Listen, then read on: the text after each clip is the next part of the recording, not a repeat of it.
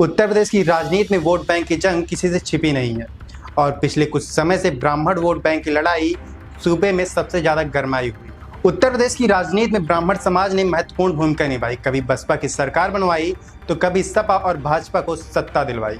करीब 12% की जनसंख्या वाला यह तबका न तो बहुत मुखर होता है, न ही एक तरफा वोट करता है, लेकिन इस वोट बैंक का जिसकी तरफ झुकाव होता है, सत्ता की चाबी उसे ही मिलती। और यही वजह है कि यूपी की दो बड़ी पार्टियां, समाजवादी पार्टी और भारतीय जनता पार्टी, इस वोट बैंक को अपने पाले में लाने के लिए खींचतान में लगी हुई है। बीते कुछ वक्त में गोरखपुर से पूर्व विधायक और दिवंगत ब्राह्मण नेता पंडित हरिशंकर तिवारी के बेटे विनय शंकर तिवारी की जेल से रिहाई ने ब्राह्मण वोट बैंक की राजनीति को एक बार फिर से चर्चा में ला दिया है। समाजवादी पार्टी ने इसे ब्राह्मण समाज के सम्मान और अस्तित्व से जोड़ते हुए बड़ा मुद्दा बनाया। जब विनय शंकर तिवारी की गिरफ्तारी हुई थी तब अखिलेश यादव ने सरकार पर तंज कसते हुए सोशल मीडिया पर प्लेटफॉर्म पर एक्स पर लिखा था कि हाथा नहीं भाता, जिसके बाद से ही सूबे की सियासत में ब्राह्मण वोट बैंक को लेकर लगातार खींचतान जारी है। लेकिन अब सवाल ये है कि क्या ब्राह्मणों को लेकर फिर से वही समीकरण बन रहे हैं जो 2007 में बसपा के साथ बने थे, जब मायावती ने सोशल इंजीनियरिंग के जरिए ब्राह्मण वोट बैंक को साधा था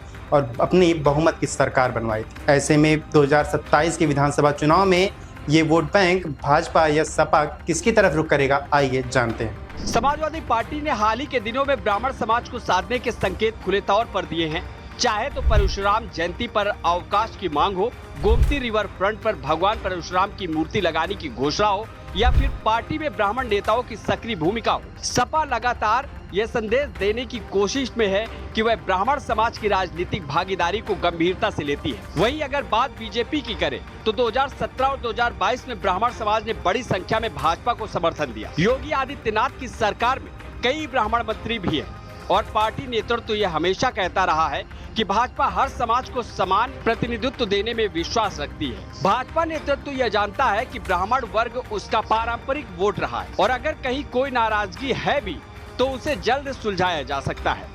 संगठन स्तर पर ब्राह्मण नेताओं की जिम्मेदारियां बढ़ाई जा रही है और यह भी देखा जा रहा है कि 2027 के विधानसभा चुनाव से पहले किसी एक वर्ग की नाराजगी पार्टी की चुनावी रणनीति पर असर न डाले। अब सवाल यही नहीं है कि ब्राह्मण किस पार्टी के साथ जाएगा, सवाल यह है कि कौन सी पार्टी उन्हें भरोसा दिला पाएगी कि उनकी हिस्सेदारी सिर्फ वोट तक सीमित नहीं है बल्कि नीति, निर्णय और नेतृत्व तक है।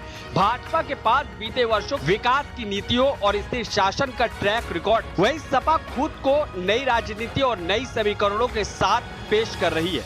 दोनों ही दलों के सामने यह चुनौती है कि ब्राह्मण समाज को न केवल जोड़े बल्कि उन्हें लंबे समय तक साथ बनाए रखे, और यही वो मुकाम है जहां ब्राह्मण वोट बैंक की भूमिका निर्णायक हो जाती है। ठाकुर, यादव, दलित और मुस्लिम वोट बैंक को लेकर सूबे की राजनीति में हमेशा चर्चा बनी रहती है, लेकिन ब्राह्मण वर्ग जो कभी सत्ता की रीढ़ था, अब वह खुद को अपनी निर्णायक स्थिति में देखता है। ऐसे में आने वाला 2027 का यह चुनाव तय करेगा कि ब्राह्मण वोट बैंक किस पर फिर से भरोसा कर रहा है। ऐसी ही तमाम और बड़ी खबरों के लिए जुड़े रहें यूपी न्यूज के साथ।